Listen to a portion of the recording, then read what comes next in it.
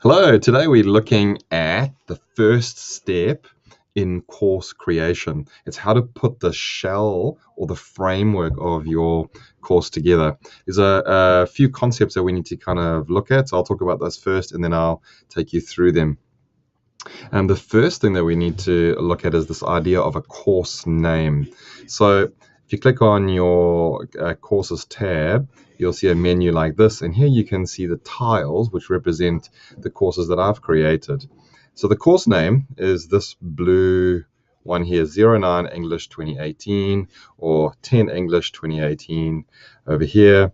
A course in Echo is what we'd probably always refer to as a class, um, but it's more to do with the year level program or the material that kind of gets developed over time. And we've figured out is that a very good way of labeling our courses is just like this. So, for instance, here's a Christian living class.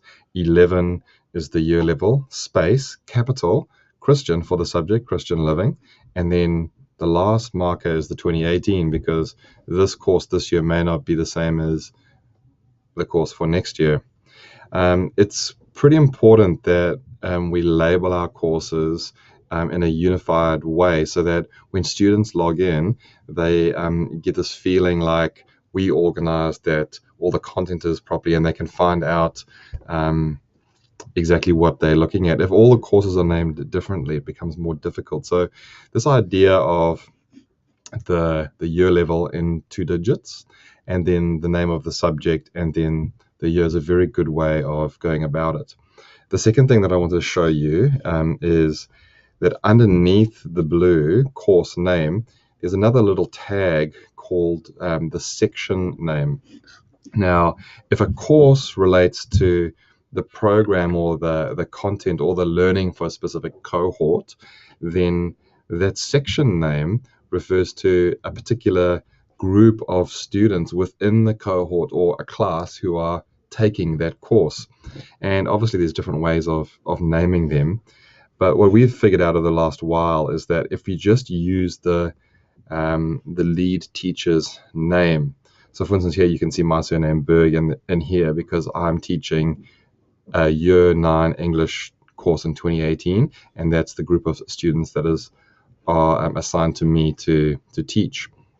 Um, this is quite good in differentiating in terms of a cohort because let's say in Year 9 English, let's say across the whole year level, there are 4 different classes. So you'd have 09 English 2018 Berg, 09 English 2018 Hershey, and you differentiate using the teacher's surname in that course section area. I mean, there's a whole lot of different ways of doing this, but this is the way that we found works the best. Rather than putting the teacher's name up into the course name, it's better to put it in the section.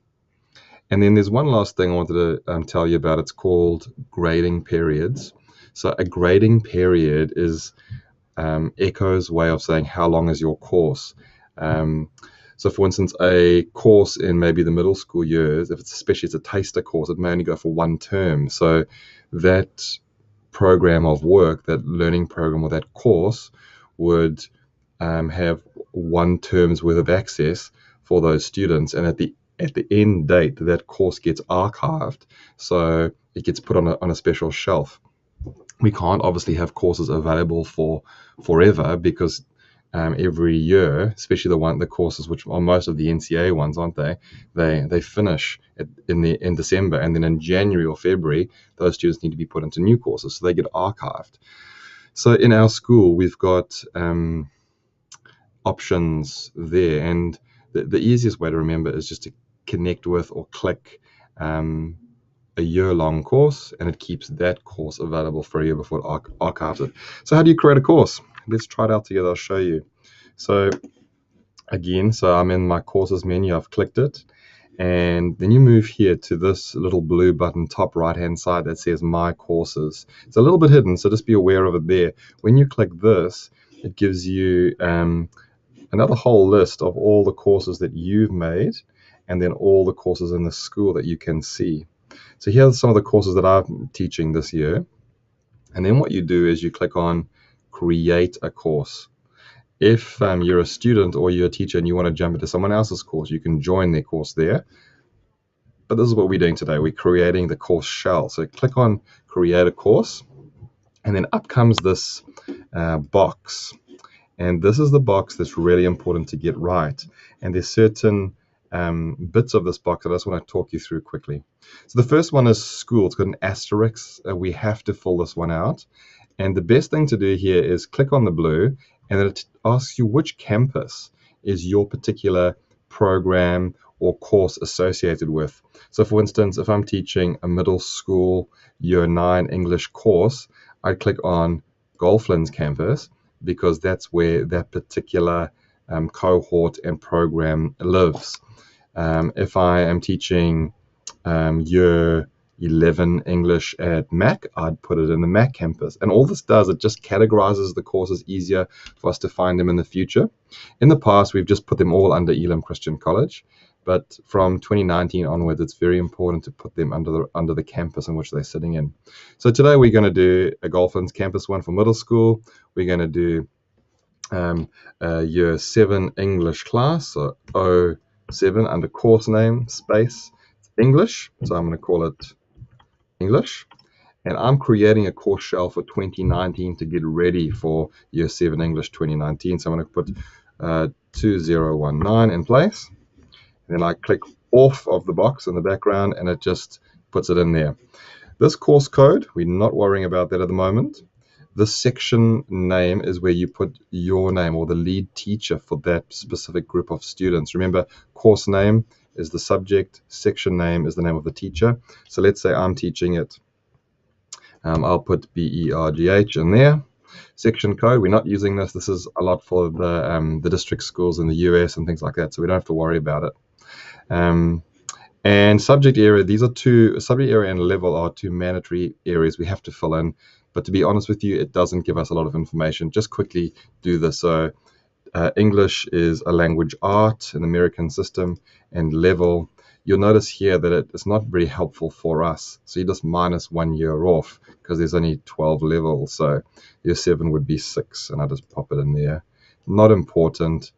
But as I say, it just got to go in there. But this is the important one, this grading periods 1.